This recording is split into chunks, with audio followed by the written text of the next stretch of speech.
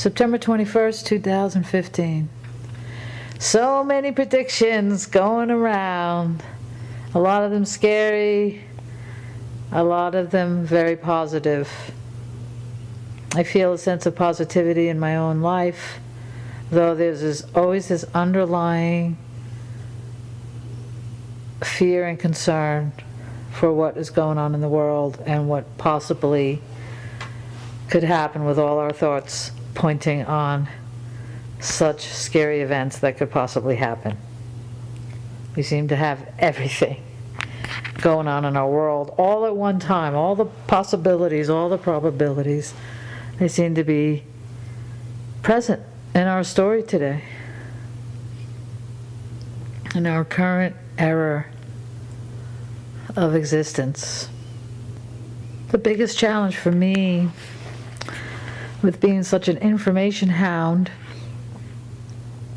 is how to find the balance between that which you study, which may contain hard truths and reflect back to us the dark side, and then balance that with the light side, that of positivity and hope and inspiration.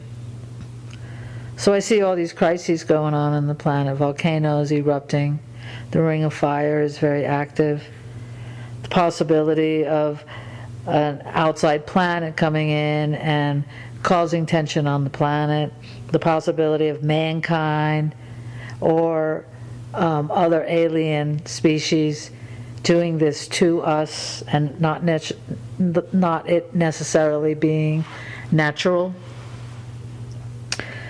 Earthquakes, chemtrails,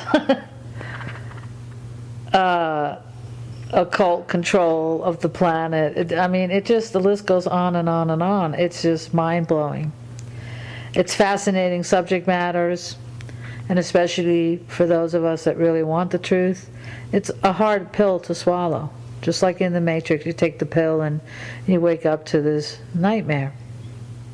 But there is this other side too of hope and inspiration and people showing love and sharing love in their relationships and how they treat other people, and those praying for peace, and those holding the light of positive outcomes and positive futures.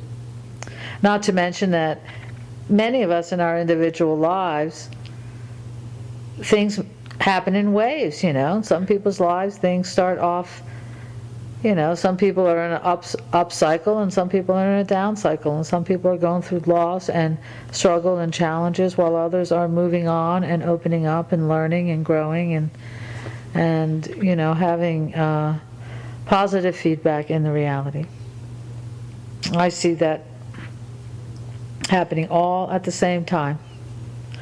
So where is the balance? I know that energy flows where attention goes, so as much as we need to know the truth so that we're not ostriches with our heads in the sand, at some point we do have to we do have to focus on the positive. We do have to focus on that which we want to create, in spite of what is going on around us.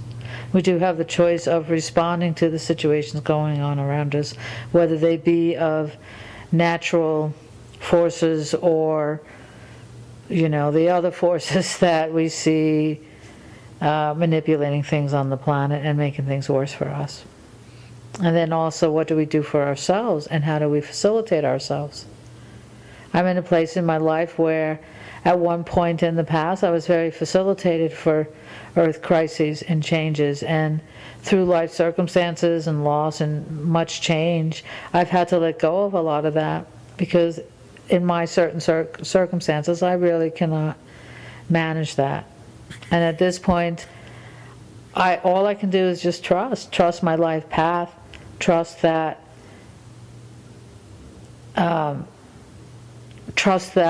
if this is the way things are unfolding for me, that there will be other support systems if there was some sort of crisis or breakdown of our society, or breakdown of our monetary situation, or whatever. The multitude of predictions is just unlimited out there. It's just too much, many times too much, information overload. But we are here, we are awake, we are trying to make sense of it all. As a truth seeker, I want to see it, I want to see both sides. I want to take that path of love, that path of doing what is right for myself, for others, and for the planet. And also just understand and observe.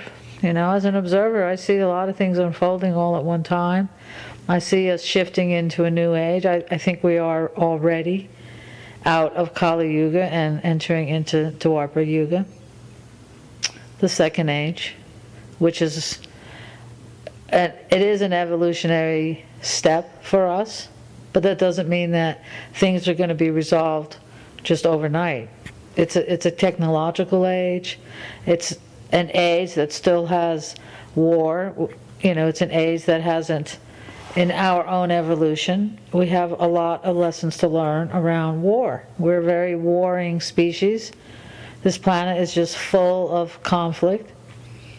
And at some point, in order for us to evolve as a species, we have to contend with that core part of ourselves that seems to want to always be in that state of affairs. And I'm not saying that everybody wants to be in that state of affairs. I know there are millions of people on this planet, myself included, that do not want that. Do not want to be on a planet that's always at war and always in conflict and always creating pain and suffering. This is what I really think the Earth changes are all about. We are symbiotic with this planet. We have to realize that our energies and our projections and our need to see and engage in violent behavior and harming all sorts, not just humans, but all sorts of species, harming everyone, that it just comes back on us. It comes back on us by nature exploding in our face and flooding us out of our homes and burning us away. And this is, you know, part of the way it is created. It's not a punishment. It's not like God is coming in, or I don't really accept that, you know, the second coming of Christ, that for love and light to come to this planet, we have to seek great destruction. The great destruction is, in part, created by man and other beings, because I don't think it's just mankind as we know mankind in our standard sense of mankind.